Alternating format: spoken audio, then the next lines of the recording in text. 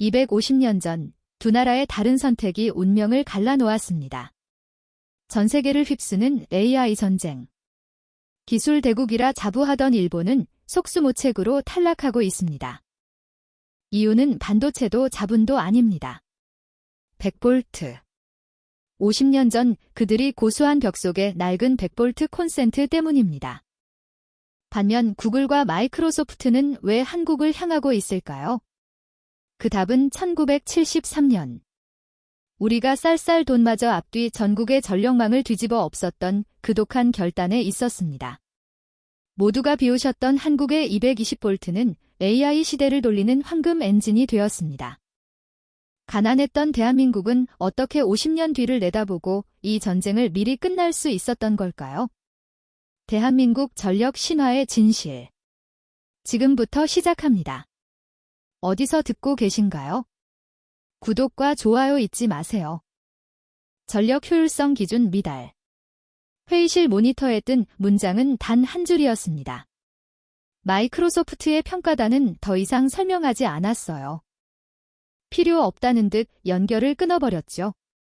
스피커에서 흘러나온 신호음만이 회의실을 채웠고 저는 그 소리를 들으며 손끝이 차가워지는 걸 느꼈습니다. 세 번째였어요. 세 번째 탈락이었습니다. 안녕하세요. 저는 사토 켄지입니다. 글로벌 AI 데이터 센터이치 평가 책임자로 15년간 일해왔어요. 도쿄대 전기공학과를 나와 일본 전력 시스템의 우수성을 믿으며 살아온 사람이죠. 그런 제가 지금 설명조차 할 수 없는 패배를 마주하고 있었습니다. 일본 도쿄 외국 부지를 제안했었어요. 냉각 시스템 지진 대응 설계, 전력 공급 안정성 모두 완벽했습니다. 아마존이 먼저였죠? 그 다음에 구글 그리고 지금 마이크로소프트까지 세 번 모두 같은 이유로 떨어졌어요. 전력 효율, 확장성, 장기 비용 저는 이해할 수 없었습니다. 회의실을 나서며 복도를 걸을 때 발소리만 울렸습니다. 동료들은 아무 말도 하지 않았어요. 다들 고개를 숙인 채 자료를 정리하고 있었죠. 15년간 전력 인프라를 설계해온 지금 설명조차 할 수 없는 탈락을 마주하고 있었어요. 사무실로 돌아오자 마치다 유이가 기다리고 있었습니다.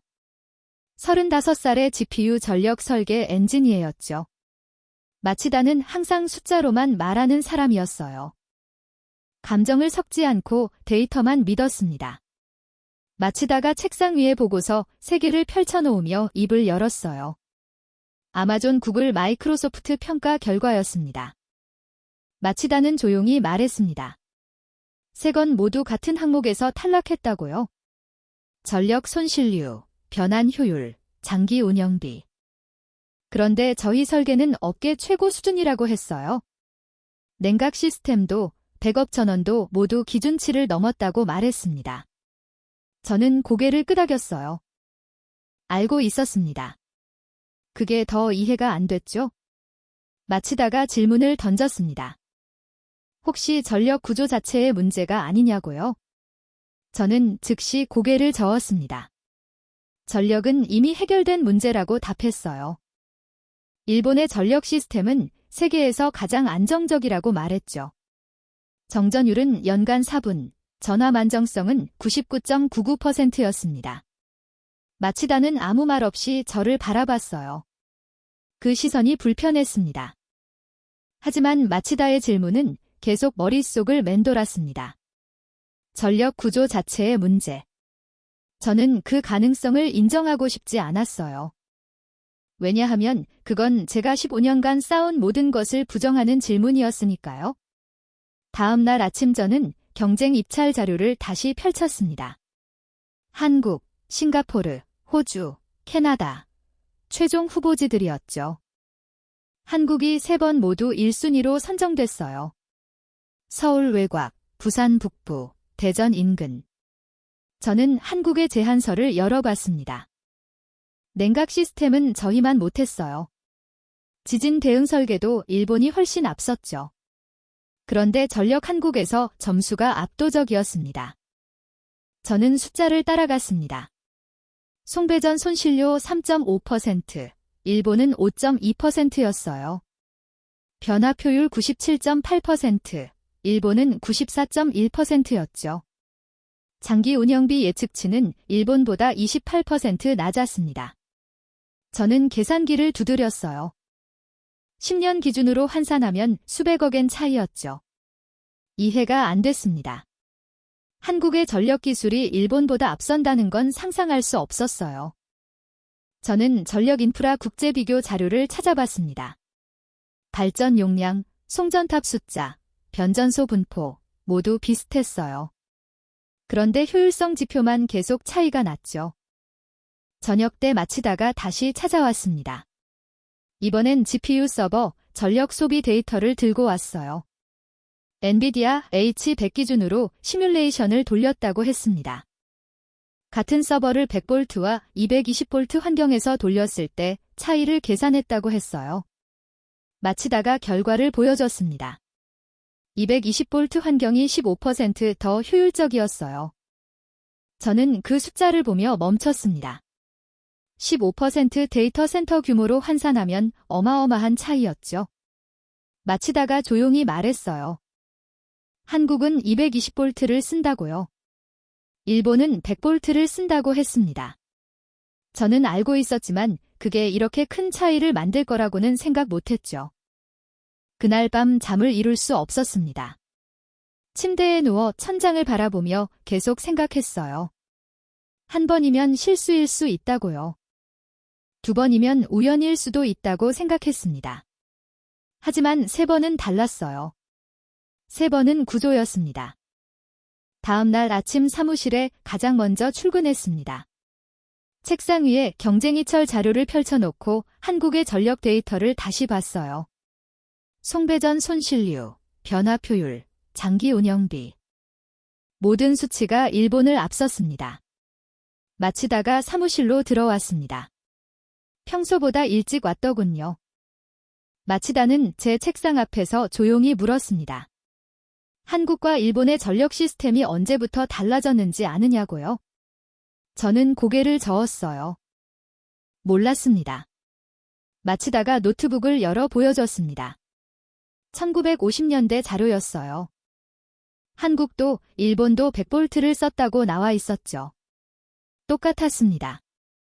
그런데 어느 순간부터 한국의 기록이 달라졌어요. 마치다가 화면을 가리키며 말했습니다. 1970년대 어디쯤에서 분기점이 있었을 거라고요. 저는 그 화면을 보며 숨을 깊이 들이셨습니다. 한 번이면 실수고 두 번이면 우연이고 세 번이면 구조라고 생각했어요. 그런데 지금 마주한 건 구조보다 더 깊은 무언가였습니다.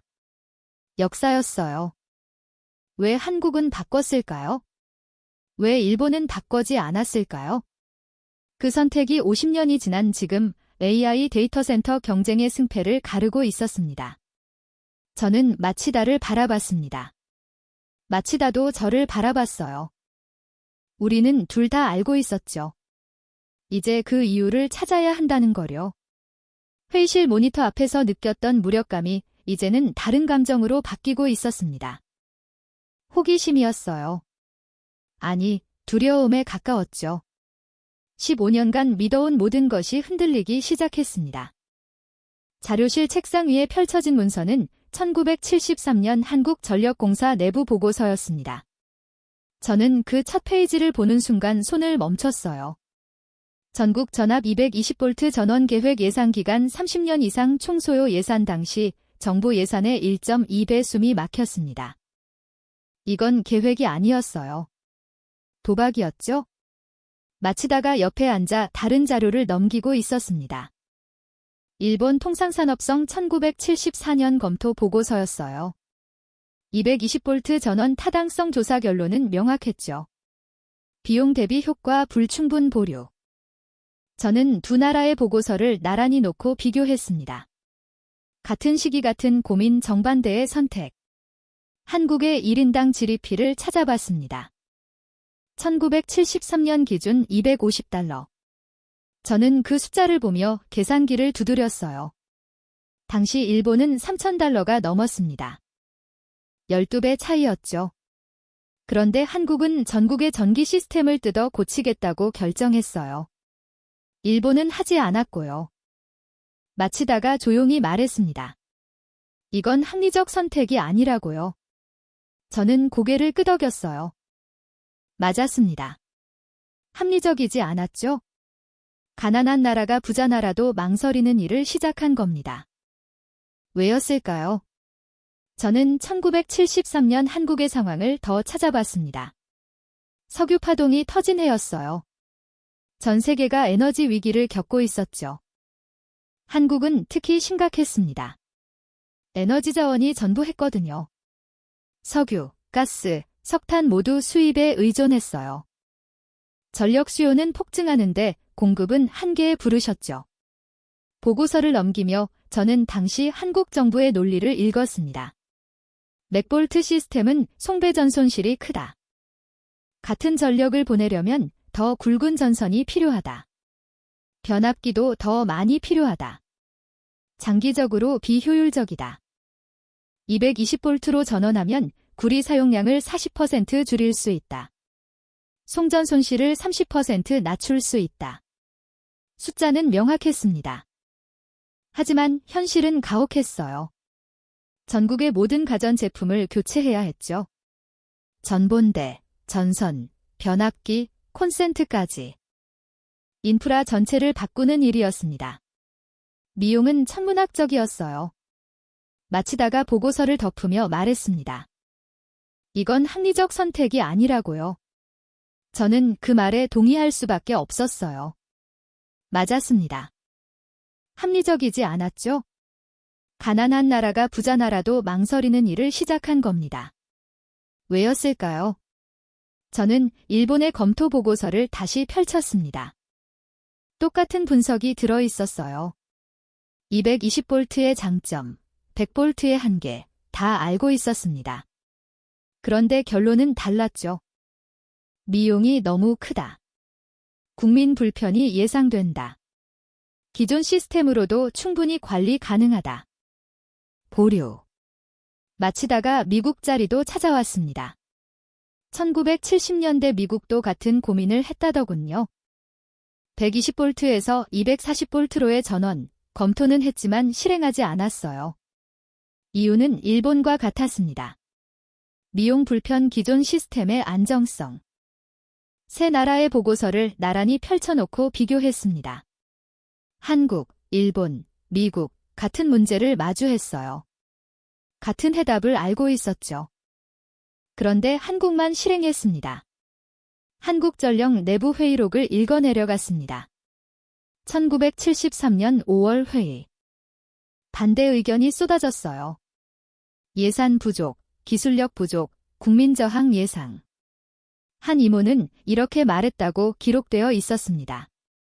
지금 당장 먹고 살기도 힘든데 30년 뒤를 위해 투자하자는 건가요? 그 질문은 정당했습니다. 1973년 한국은 개발도상국이었어요. 1인당 GDP 250달러는 아프리카 일부 국가보다 낮았죠. 도시 빈민이 넘쳤고 농촌은 여전히 가난했습니다.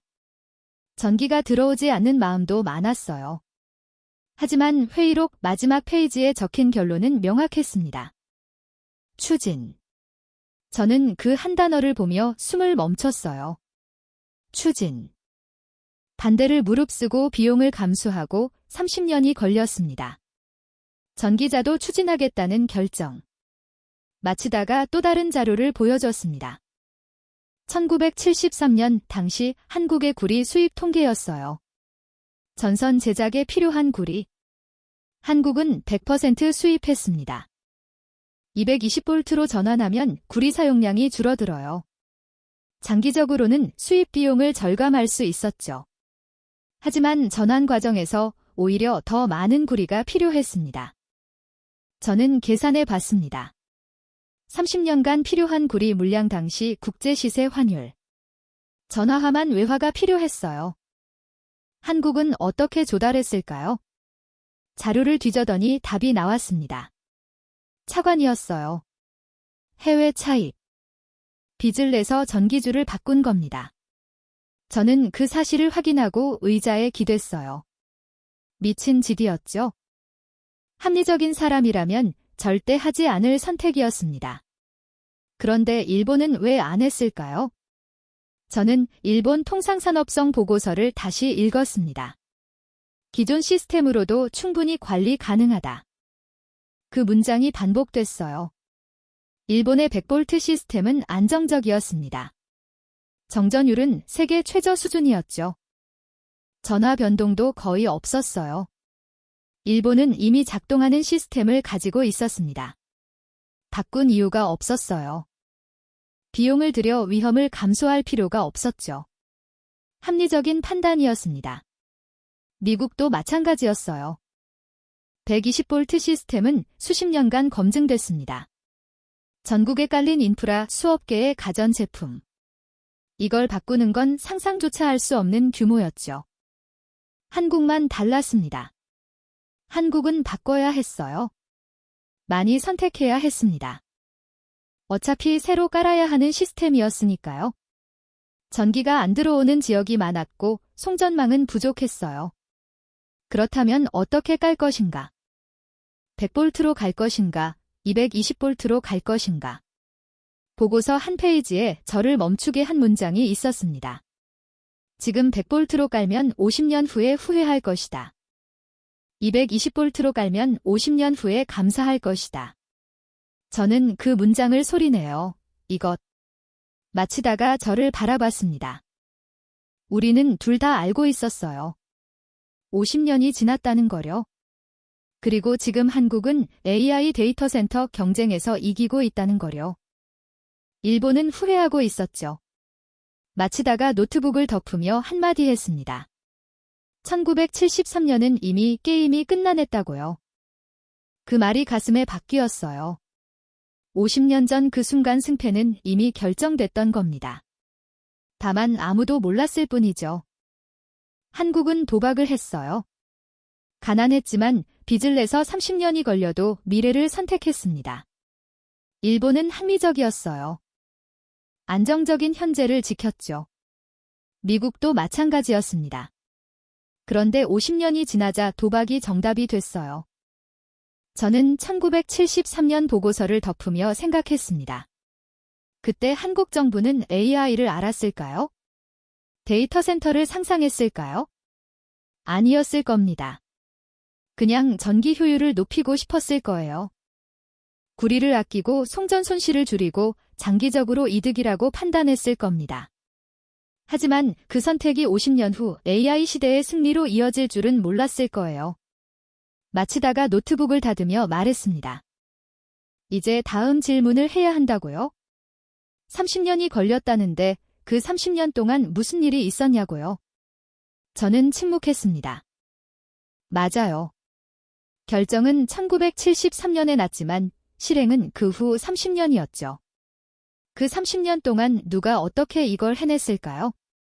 저는 다음 자료를 펼쳤습니다. 손이 떨렸어요. 숫자 뒤에 사람이 있었습니다.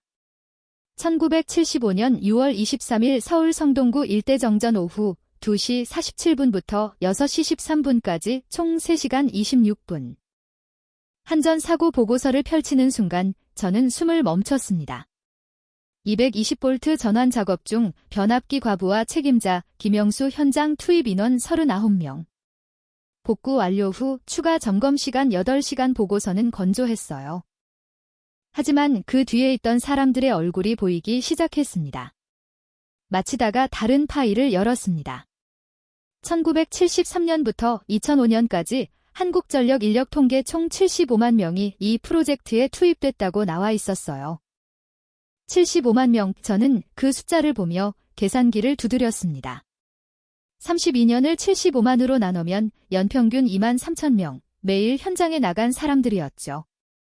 사고 보고서를 넘겼습니다.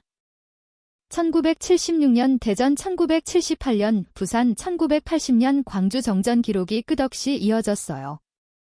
전환 작업 중 발생한 사고였습니다. 변압기 교체 전선재 배치 전봇대 증설 모든 과정에서 정전이 발생했죠. 주민들은 촛불을 켰고 상점은 문을 닫았으며 공장은 멈췄습니다. 한 보고서에 주민 민원 기록이 첨부돼 있었어요. 1977년 인천의 한 동네 전환 작업으로 일주일에 3번 정전 주민들이 한전 사무소로 몰려왔다고 적혀 있었습니다. 언제까지 이러냐고, 왜 우리 동네만 계속 정전이냐고, 보상은 해주냐고 따졌다고 했어요. 담당 직원은 사과하며 설명했다고 기록돼 있었죠. 앞으로 30년간 나라 전체를 바꾸는 일이라고요. 30년 주민들은 이해할 수 없었을 겁니다. 지금 당장 불편한데 30년 후를 이야기하면 누가 납득하겠어요. 저라도 화냈을 겁니다. 마치다가 사진 파일을 보여줬습니다. 1980년대 현장 기록 사진이었어요. 전봇대 위에 올라간 작업자들 안전모를 쓰고 안전띠를 맨 모습이었죠. 한여름이었는지 땀으로 흠뻑 젖어 있었습니다. 저는 사진을 확대해서 봤어요. 작업자의 얼굴이 보였습니다. 30대쯤 돼 보이는 남자였어요. 그 사람은 지금 70대가 됐겠죠. 아니, 이미 세상을 떠났을 수도 있어요. 저는 사진 속 그 남자를 보며 생각했습니다. 이 사람은 왜 전봇대에 올라갔을까요? 월급을 받으니까 그것만은 아니었을 겁니다. 인터뷰 기록을 찾았습니다. 1985년 한전 사보에 실린 현장 직원 인터뷰. 이름은 박철수. 15년차 전기 기술자였어요. 기자가 물었습니다. 이 일이 힘들지 않냐고요? 박철수는 대답했습니다. 힘들다고요. 정전 날 때마다 주민들한테 욕 먹는다고 밤새 작업하고 집에 가면 아이들 자는 얼굴만 본다고 했어요. 그런데 왜 계속하냐는 질문에 박철수는 이렇게 답했습니다. 우리 아이들이 살 세상을 만드는 거라고요. 저는 그 문장을 다시 읽었습니다. 우리 아이들이 살 세상. 박철수는 220V가 뭔지 정확히 알았을까요? 송배전 손실료를 어떻게 개선되는지 계산할 수 있었을까요? 아마 아니었을 겁니다. 그냥 위에서 시키니까 했을 거예요. 하지만 그는 믿었던 겁니다. 이게 아이들을 위한 일이라고요? 마치다가 또 다른 자료를 펼쳤습니다. 가전제품 교체 통계였어요. 1973년부터 1990년까지 교체된 가전제품 수, 냉장고 850만 대, 선풍기 1200만 대, 텔레비전 920만 대, 모두 100V 이용에서 220V 이용으로 바뀐 제품들이었습니다. 누가 비용을 댔을까요? 정부가 보조금을 줬을까요? 자료를 확인했더니 일부만 지원됐다고 나와 있었어요. 대부분은 각 가정이 부담했습니다. 1970년에서 80년대 한국 가정들은 새 냉장고를 살 여유가 없었어요. 그런데 바꿔야 했죠? 어떤 집은 버텼을 겁니다. 100V 냉장고를 220V로 전원된 동네에서도 변압기 달아서 계속 쓰려고 했을 거예요. 하지만 결국 고장나면 바꿔야 했습니다. 그때마다 집집마다 한숨이 나왔겠죠. 1982년 소비자 불만 접수 기록이 있었습니다. 한 주부가 한전에 전화했어요.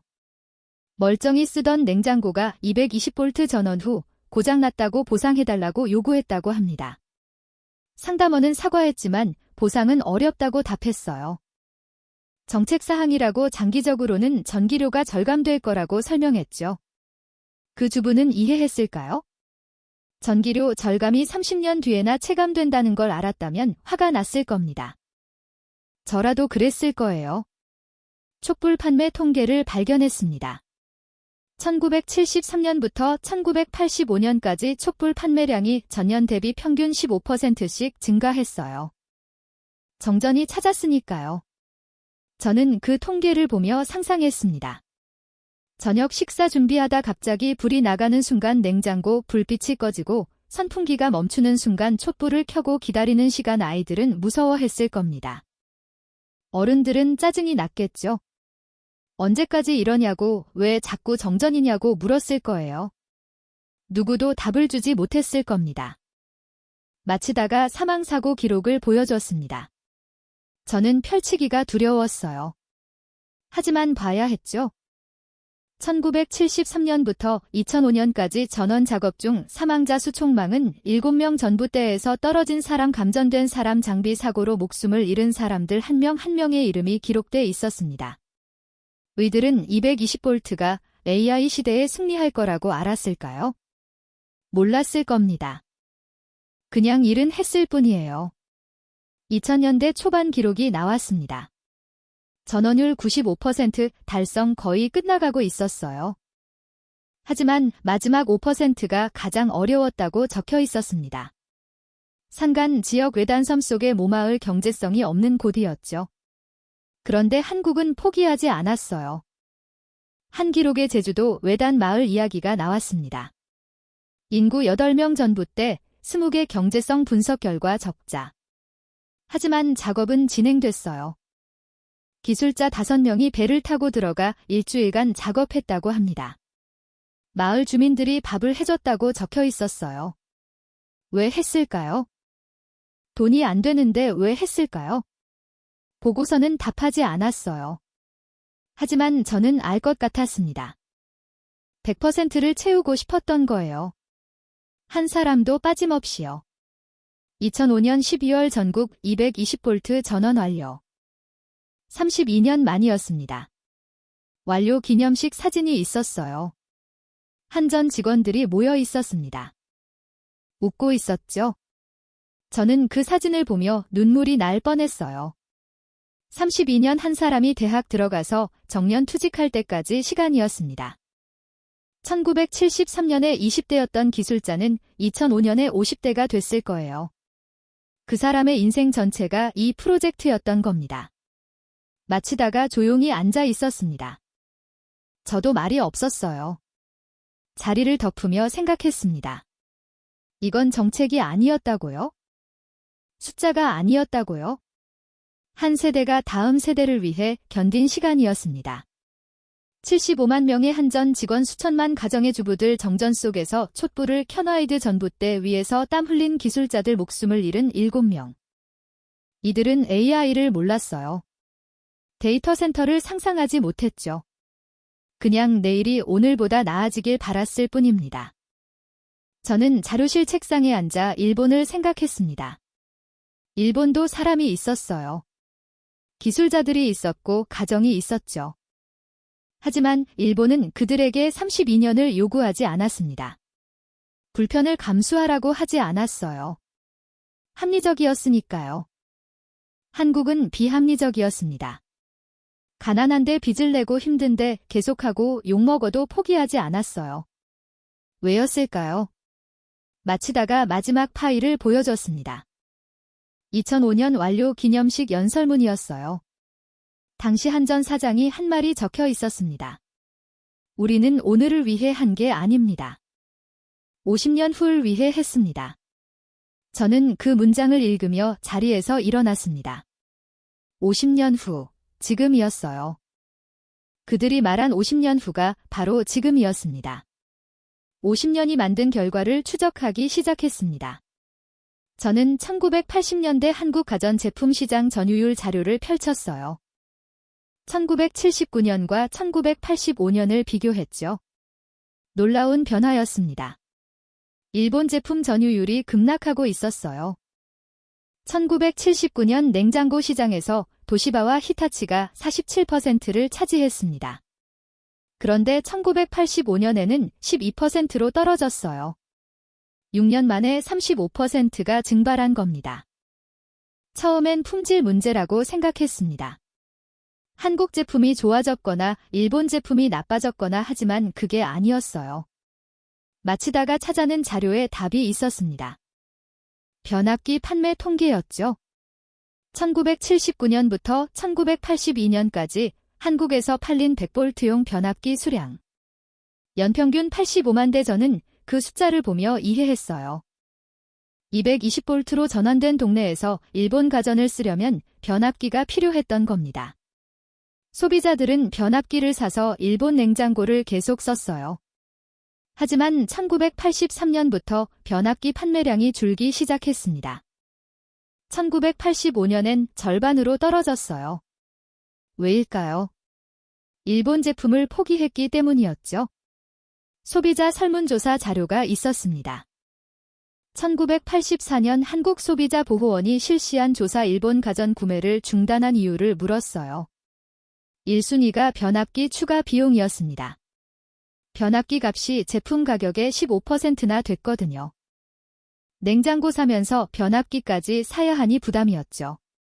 2순위는 고장 위험이었습니다. 변압기를 거치면 전압 불안정이 생길 수 있었어요. 냉장고가 갑자기 멈추는 일이 종종 발생했죠. 3순위는 공간 문제. 변압기가 생각보다 컸거든요. 좁은 집에서 변압기 놓을 자리가 없었습니다.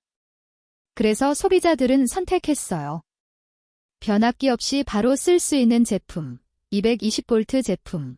그게 바로 삼성과 금성이었습니다. 저는 삼성전자 매출 통계를 찾아봤습니다. 1980년 냉장고 부문 매출 520억 원, 1985년 1850억 원, 5년 만에 3.500 증가했어요. 금성사도 비슷했습니다. 1980년 430억 원에서 1985년 1626원으로 뛰었죠. 마치다가 물었습니다. 한국 기업들이 기술 혁신을 했냐고요? 저는 고개를 저었어요. 기술 자리를 봤는데 1980년대 초반 한국 냉장고 기술은 일본보다 뒤처져 있었습니다.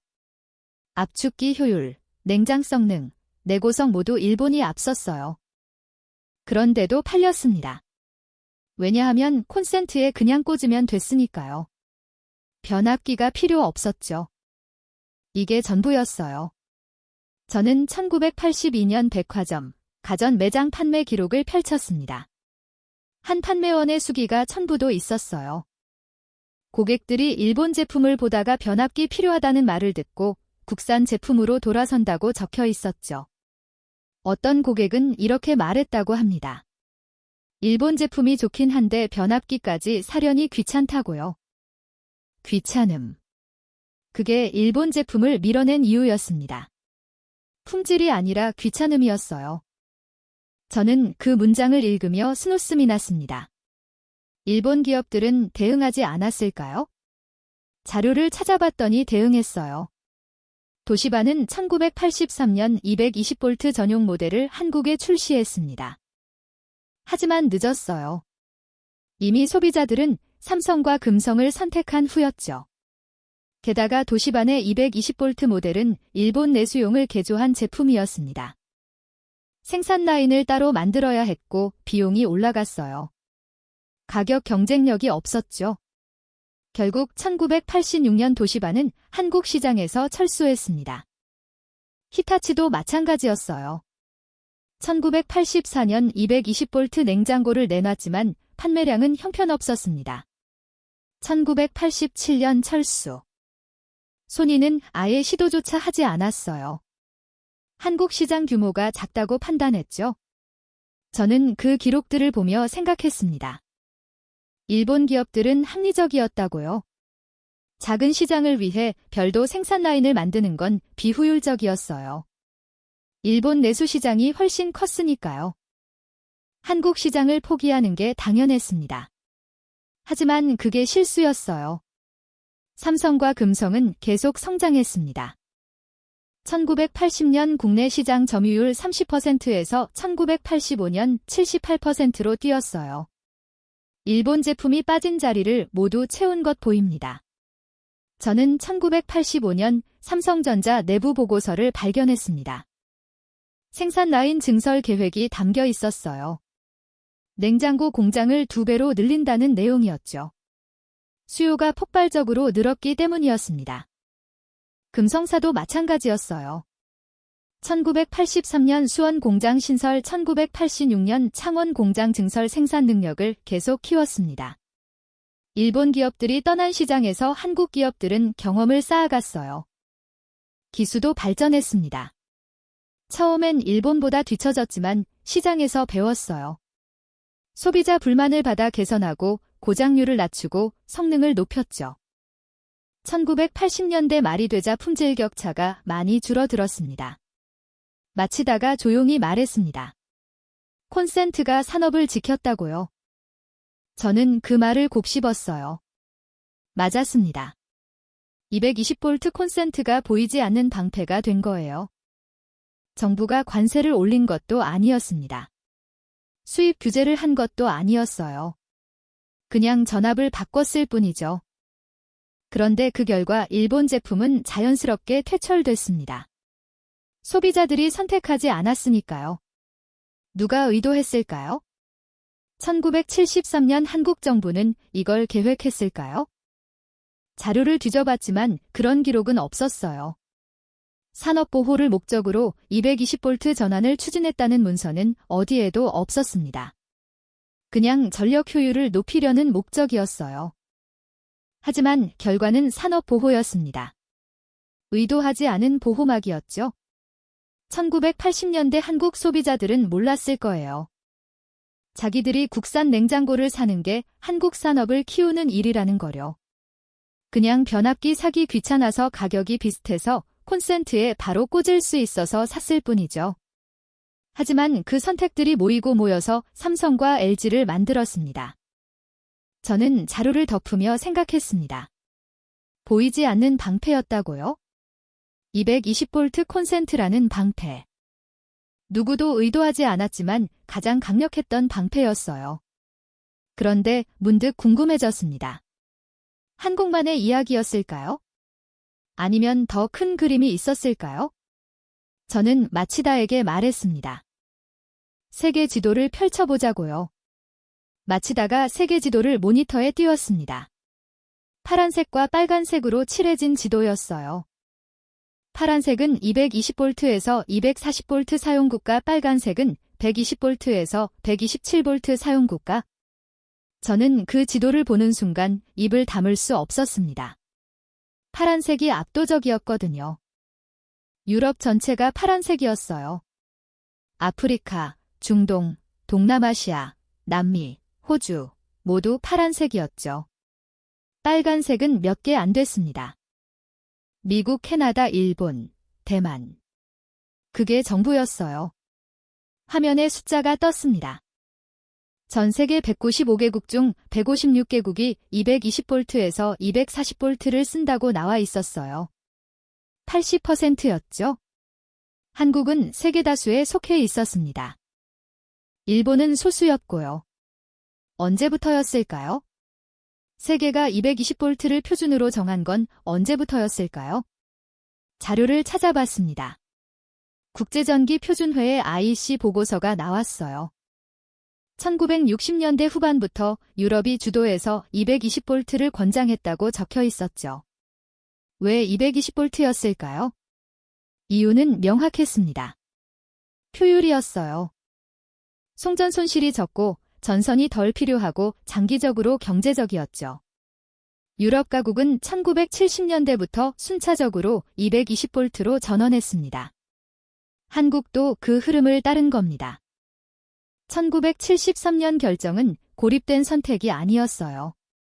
세계 표준을 따라간 거였죠. 하지만 일본은 달랐습니다. 일본은 100V를 고수했어요. 저는 1970년대 일본 통상산업성 보고서를 다시 펼쳤습니다. 전환 비용이 너무 크다는 결론이었죠. 하지만 그 뒤에 다른 이유도 있었어요. 일본 내수 시장이 충분히 컸다는 겁니다. 1억 2천만 인국 세계 2위 경제되고 일본은 내수만으로도 성장할 수 있었어요. 그래서 바꿀 필요가 없었죠. 세계 표준을 따른 이유가 없었습니다. 1990년대 삼성전자 해외 진출 자료가 펼쳐졌습니다. 1988년 태국 공장 설립 현지 생산을 시작했다고 나와 있었어요. 생산 제품 목록을 확인했습니다. 냉장고, 세탁기, 에어컨 모두 220V였죠. 왜 따로 생산 라인을 만들 필요가 없었을까요?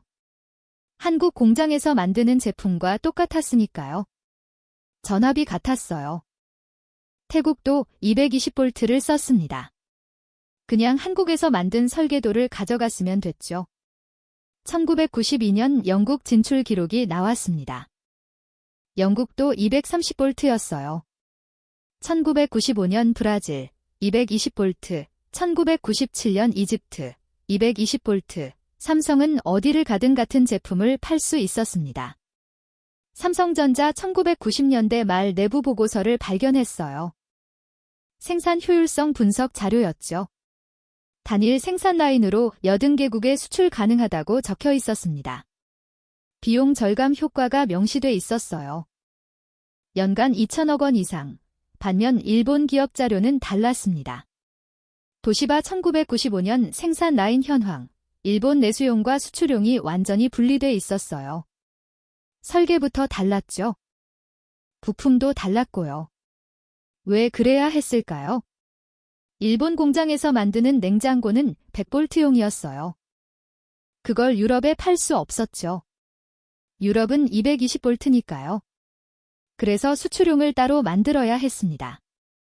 이중 생산 라인 운영 비용을 계산해봤습니다. 설계 비용, 부품 재고 비용, 품질 관리 비용 모두 더하면 단일 라인보다 40% 이상 비용이 올라갔어요. 40% 엄청난 차이였습니다. 같은 냉장고를 만드는데 일본은 삼성보다 40% 더 비용을 쓰는 겁니다. 손이 자료도 확인했습니다. 2000년대 초반 텔레비전 생산 라인, 일본 내수용, 북미 수출용, 유럽 수출용 3개로 나뉘어 있었어요. 북미는 120볼트, 유럽은 220볼트, 일본은 100볼트. 목적했죠? 삼성은 어땠을까요?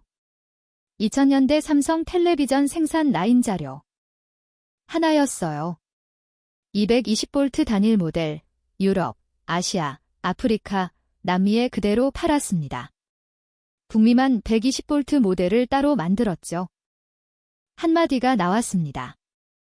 한국은 50년 전 이미 세계 시장 한가운데에 들어가 있었다는 말, 정확한 표현이었습니다. 1973년 한국이 220볼트를 선택한 순간 한국은 세계 80%와 같은 표준을 쓰게 됐어요. 의도의 뜻 안 했던 결과는 그랬습니다.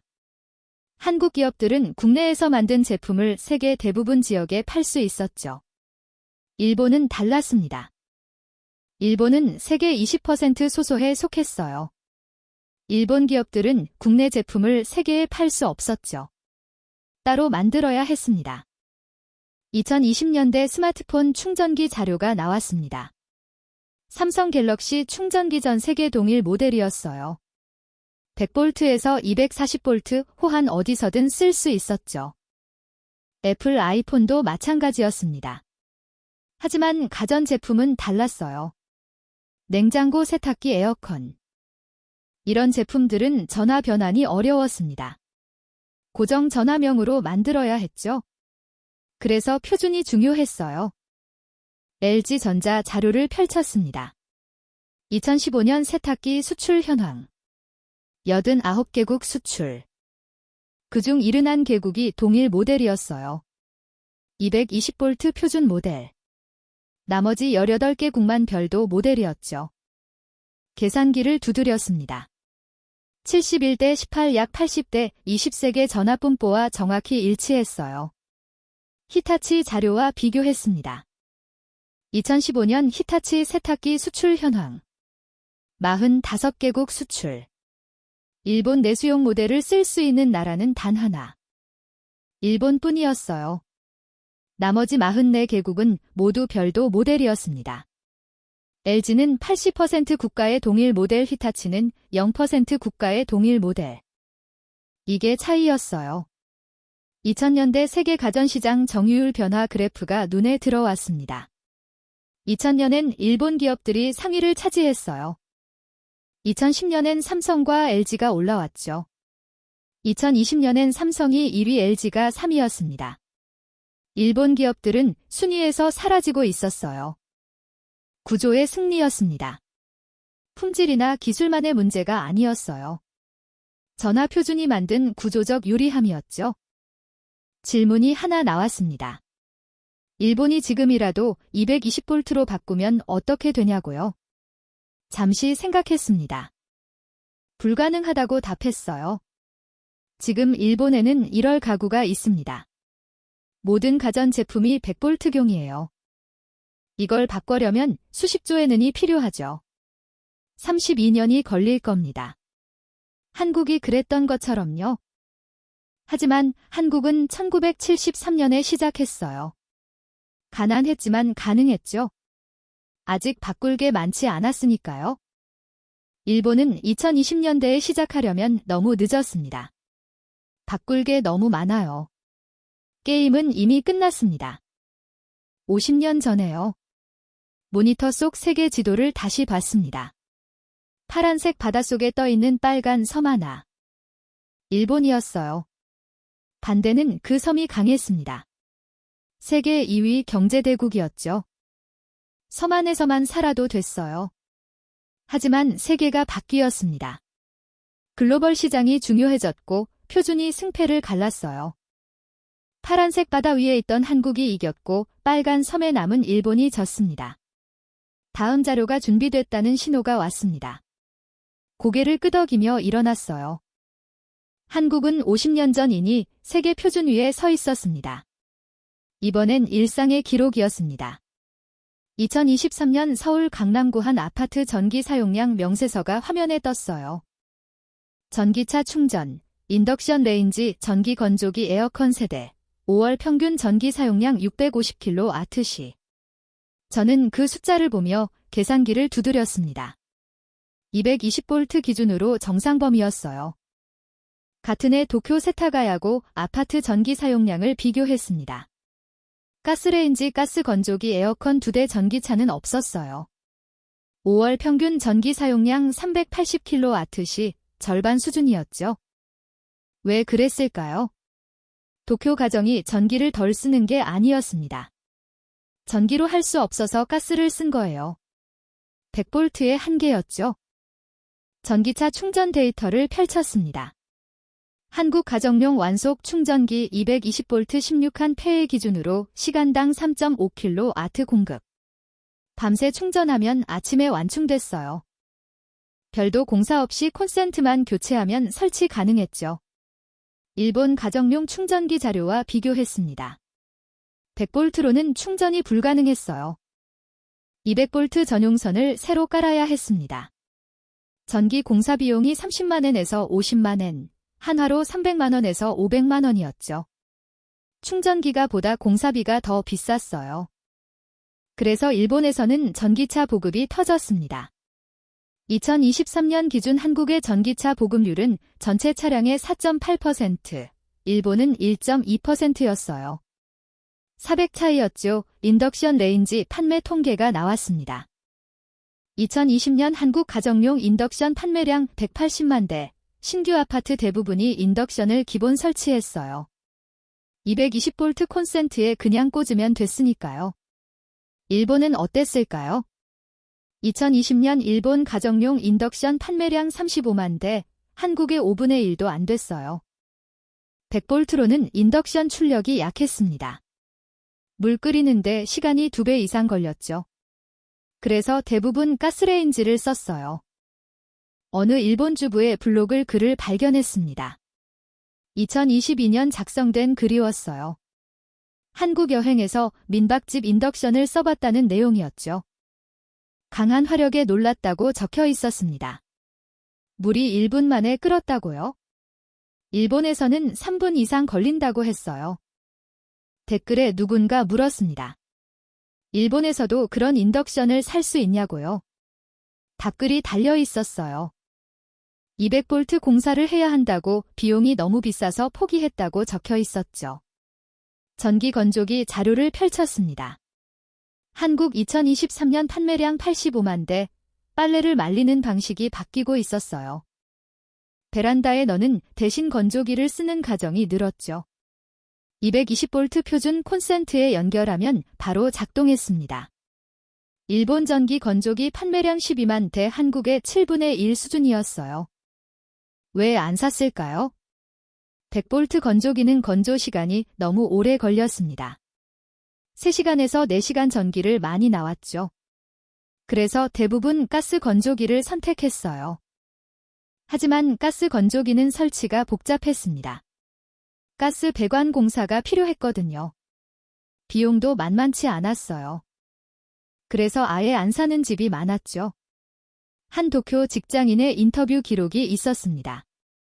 2021년 소비자 조사자료 전기 건조기를 사고 싶냐는 질문에 이렇게 답했다고 나와 있었어요. 사고 싶지만 전기 용량이 부족해서 못 산다고요. 집 전체 전력을 올려야 하는데 공사비가 부담스럽다고 했습니다. 에어컨 설치 기록을 비교했습니다. 한국 가정, 거실 1대, 방 2대, 총세대 설치, 각각 220V 전용 콘센트에 연결. 전기 용량 문제없이 동시 가동 가능했어요. 일본 가정, 거실 1대, 방 1대, 총 2대, 세대를 설치하려면 전기 계약을 올려야 했습니다. 기본 요금이 증가했죠. 그래서 대부분 2대만 설치했어요. 더운 여름 날엔 방 에어컨을 끄고 거실 에어컨만 켜는 집이 많았습니다. 전력 계약 용량 통계가 나왔습니다. 한국 가정 평균 계약 용량 7kW, 일본 가정 평균 계약 용량 4kW, 거의 2배 차이였어요. 왜 차이가 났을까요? 220V는 같은 전류로 더 많은 전력을 공급할 수 있었어요. 전선 굵기를 늘릴 필요가 없었죠. 일본은 100V라서 같은 전력을 공급하려면 전류를 2배로 늘려야 했습니다. 전선도 2배로 굵어야 했어요. 한 건축 자료를 발견했습니다. 2020년 신축 아파트 전기 설계 비교. 한국 아파트 84제곱미터 기준.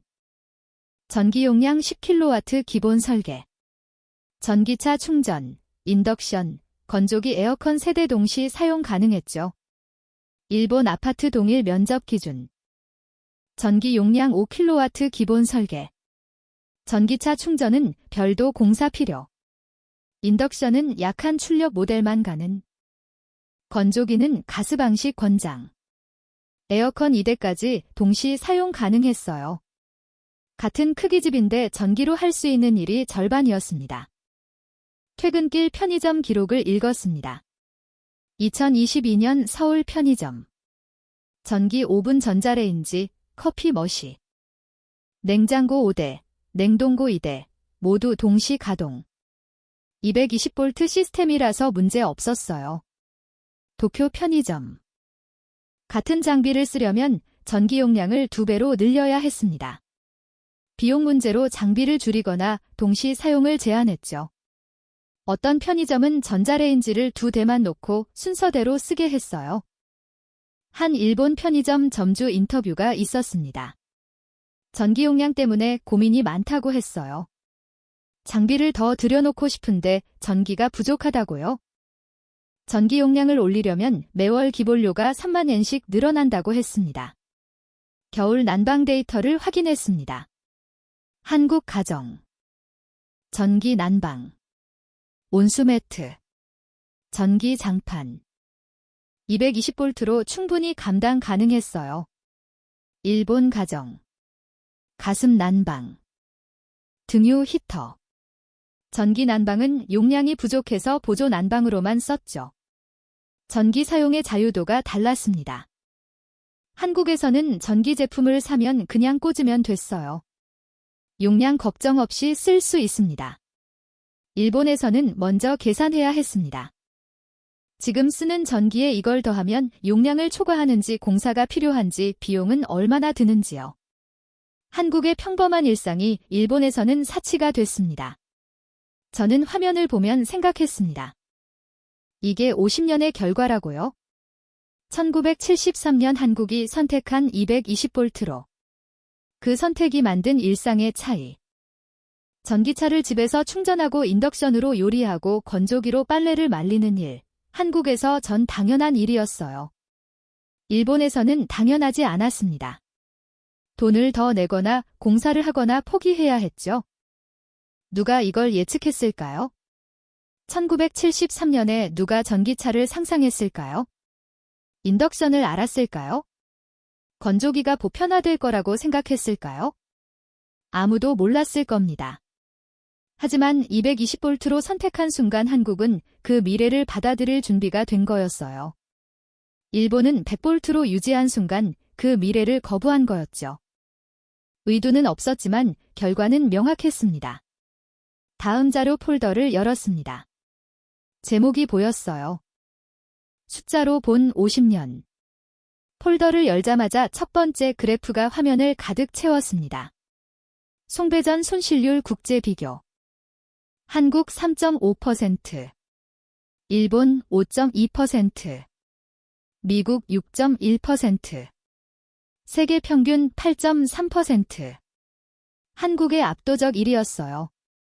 송배전 손실률. 발전소에서 만든 전기가 가전에 도달하기까지 얼마나 사라지는지를 보여주는 숫자였죠. 한국은 100을 보냐면 96.5가 도착했습니다. 일본은 94.8만 도착했어요. 1.7% 차이 작아 보였지만 절대 작지 않았습니다. 2022년 한국 전체 발전량 자료를 펼쳤습니다. 연간 590테라와트 시 3.5% 손실이면 20.6테라와트 시가 사라진 거예요.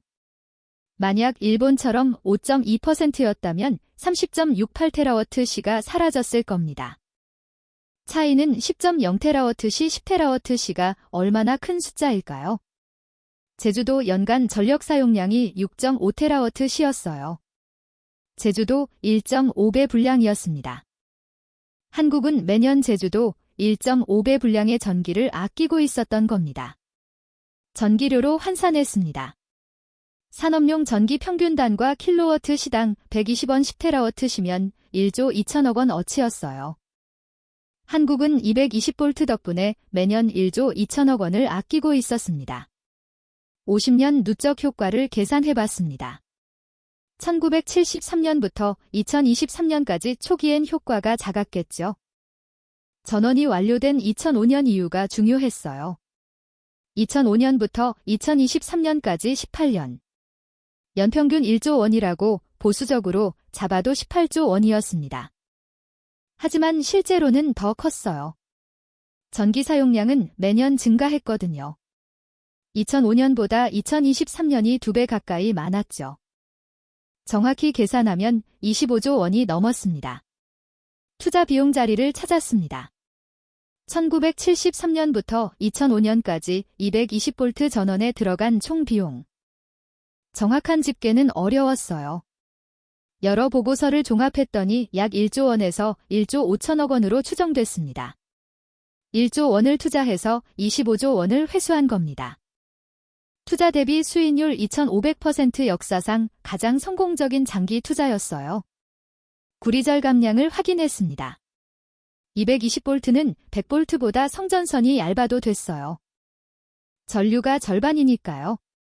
1973년부터 2023년까지 50년간 절감한 구리량.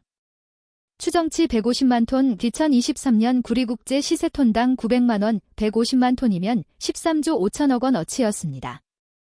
한국은 구리를 수입하는 나라였어요. 150만 톤을 덜 수입한 거였죠. 변전소 건설 비용도 달랐습니다. 220V는 100V보다 변전소가 적게 필요했어요. 같은 전력을 공급하는데 변전 단계가 줄어들었거든요. 한국 전력 자료. 1990년부터 2020년까지 건설한 변전소 수. 820개. 일본 도쿄 전력 같은 기간 변전소 수. 1450개. 한국보다 1.7배 많았어요. 변전소 하나 짓는데 평균 200억 원 630개 차이면 12조 6천억 원이었습니다. 유지보수 비용을 비교했습니다. 송전선 점검, 변전소 관리, 설비 교체, 220V 시스템이 더 단순했어요. 관리 포인트가 적었죠? 한국전력 연간 유지보수 비용 2조 3천억 원, 도쿄 전력 환산 비용 4조 1천억 원, 거의 2배 차이였습니다. 정전시간 통계가 나왔습니다. 2022년 기준 한국 연간 정전시간 평균 10.5분, 일본 16.2분, 미국 328분. 한국이 압도적으로 낮았어요. 왜 그랬을까요? 220V는 전압 안정성이 높았습니다.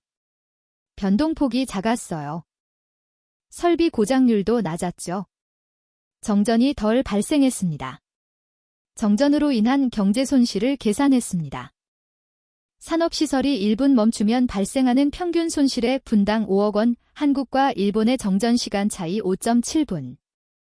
연간으로 환산하면 국가 전체로 수조한 규모였어요. AI 데이터 센터 유치 경쟁으로 돌아왔습니다. 처음 질문 왜 한국이 이기는가 데이터 센터 전력 비용 비교 자료를 펼쳤습니다.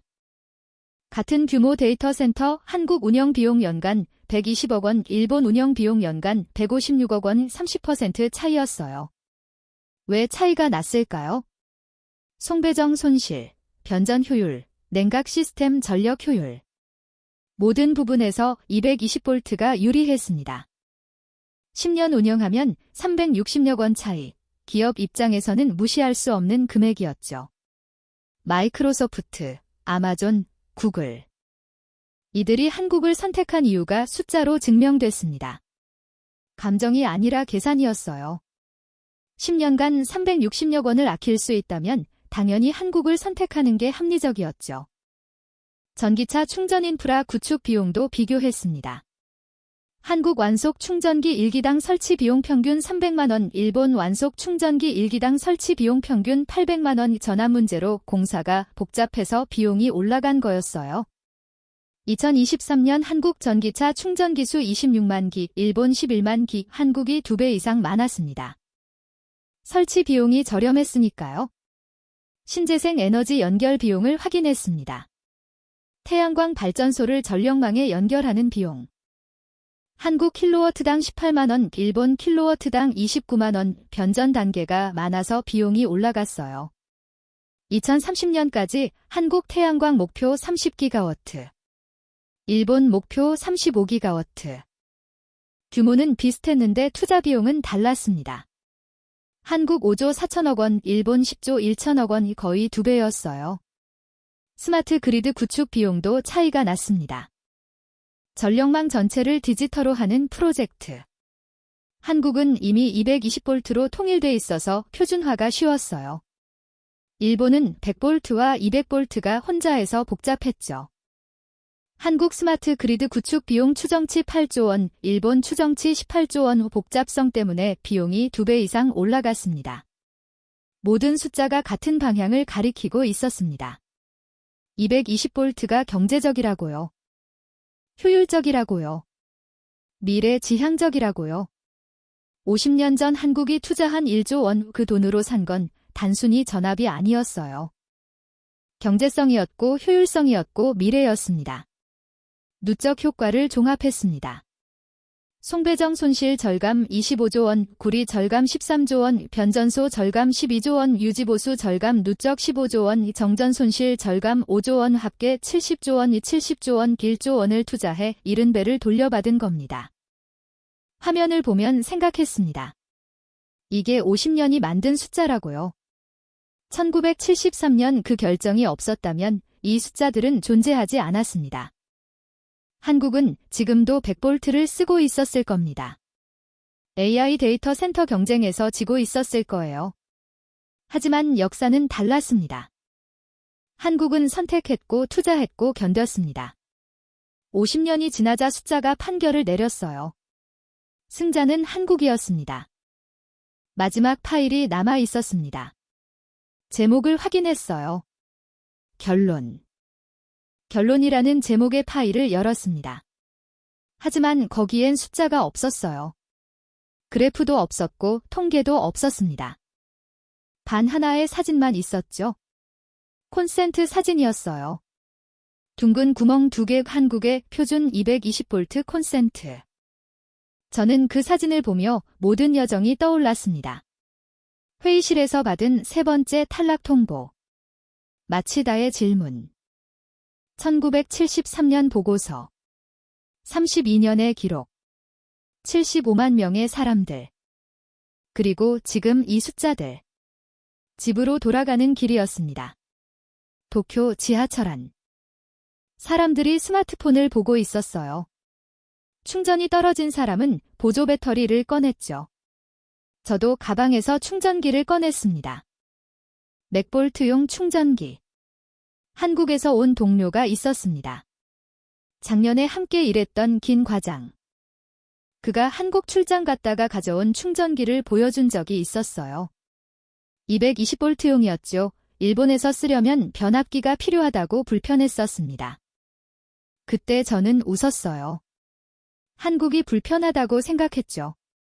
세계 표준에서 벗어나 있다고 여겼습니다. 하지만 틀렸어요. 벗어나 있던 건 일본이었습니다. 집에 도착했습니다. 현관불을 켰어요. 거실벽에 콘센트가 보였습니다. 둥근 구멍 2개, 맥볼트. 50년 전 일본이 선택한 전압이었죠. 그 콘센트를 보며 생각했습니다. 만약 시간을 되돌릴 수 있다면 어땠을까요? 1973년으로 돌아가서 일본도 220볼트를 선택했다면요. 저는 지금 AI 데이터 센터 2차에서 탈락하지 않았을 겁니다. 한국과 대등하게 경쟁했을 거예요. 하지만 역사는 돌아가지 않습니다. 1973년 일본은 합리적인 선택을 했어요. 비용이 너무 크다고 현재 시스템으로 충분하다고 판단했죠. 틀린 결정이 아니었습니다. 그 시점에서는 합리적이었어요. 한국의 선택이 비합리적이었던 거예요. 가난한데 빚을 내고 국민들 불편하게 만들고 32년이나 공사하고 미친 짓처럼 보였죠. 하지만 50년이 지나자 미친 짓이 정답이 됐습니다. 저는 가방에서 자료들을 꺼냈어요. 일주일간 모은 기록들 1973년 보고서부터 2023년 데이터 센터 2차까지 모든 게 연결돼 있었습니다. 한 장의 사진을 다시 봤습니다.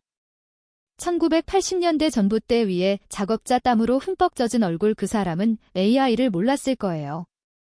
데이터 센터도 상상 못했을 겁니다. 그냥 시킨 일을 했을 뿐이죠. 하지만 그 사람이 바꾼 전선이 지금 AI 시대의 승리를 만들었습니다. 1973년 회의실에 앉았던 한전 이몬드 반대 의견을 무릅쓰고 추진을 결정한 사람들. 그들은 50년 후를 봤을까요? 아니었을 겁니다. 그냥 더 나은 미래를 믿었을 거예요. 정전 속에서 촛불을 켰던 주부들. 멀쩡한 냉장고를 버리고 새 제품을 샀던 가정들. 욕하면서도 공사를 견딘 상인들. 모두 몰랐을 겁니다. 자기들의 불편이 자식 세대의 기회가 될 거라는 거요. 하지만 됐어요. 50년이 지나자 불편은 축복이 됐습니다. 저는 일본인입니다. 이 나라에서 태어나 이 나라에서 공부했어요. 일본의 기술을 믿었고 일본의 시스템을 자랑스러워했죠. 지금도 그래요. 일본은 여전히 훌륭한 나라입니다. 하지만 인정해야 했습니다. 50년 전 한 번의 선택에서 일본은 적다고요.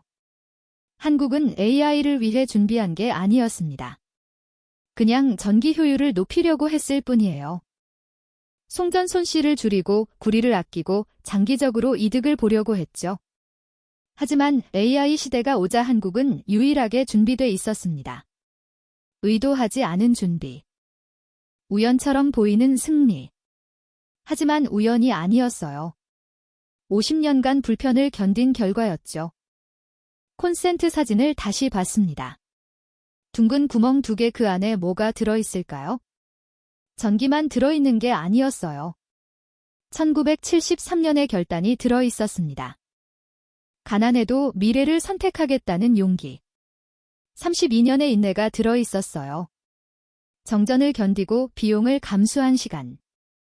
75만 명의 땀이 들어있었습니다. 전봇대에 올라가고 전선을 바꾸고 변압기를 교체한 기록.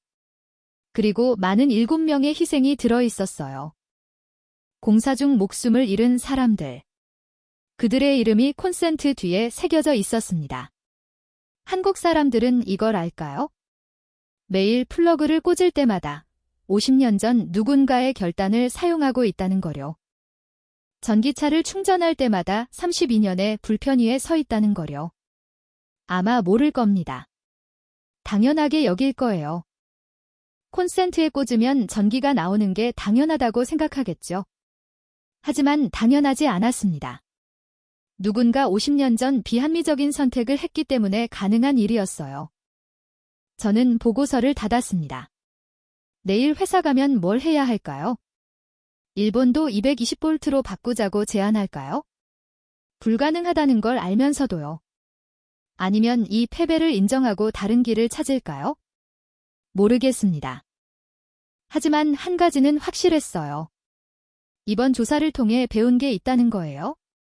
승리는 준비한 자에게 온다. 하지만 진짜 준비는 먼 미래를 위해 현재를 희생하는 용기에서 나온다.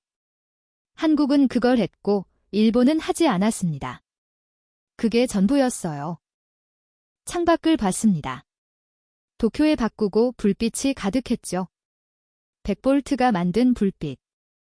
안정적이고 검증됐고 50년간 문제없이 켜진 불빛.